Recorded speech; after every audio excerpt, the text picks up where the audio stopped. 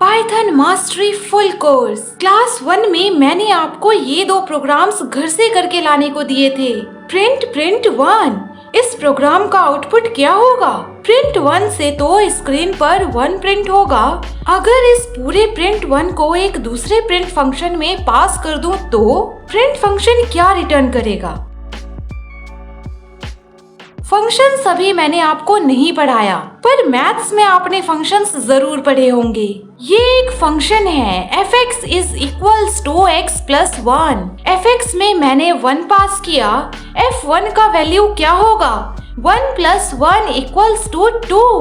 f2 का value क्या होगा? x की जगह 2 रख दो। 2 plus 1 equals to 3।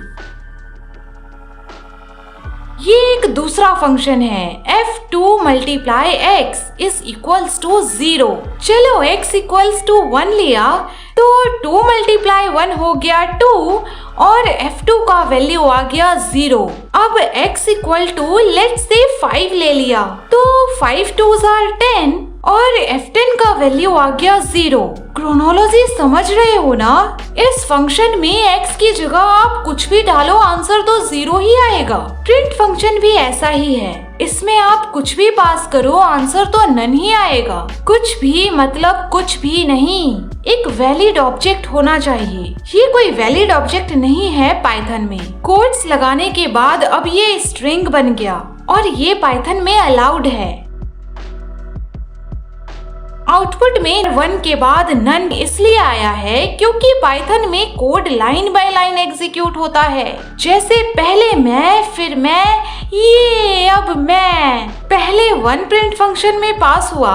Print function का काम है जो भी पास किया है उसको स्क्रीन पर प्रिंट कर दो और 1 प्रिंट हो गया।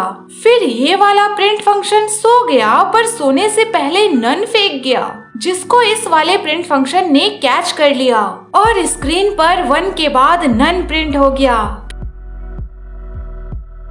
ओके, ये रहा आज का होमवर्क। प्रिंट प्रिंट प्रिंट, फिर से प्रिंट प्रिंट प्रिंट। कमेंट में बताओ सही ऑप्शन कौन सा है, A B C D या फिर E?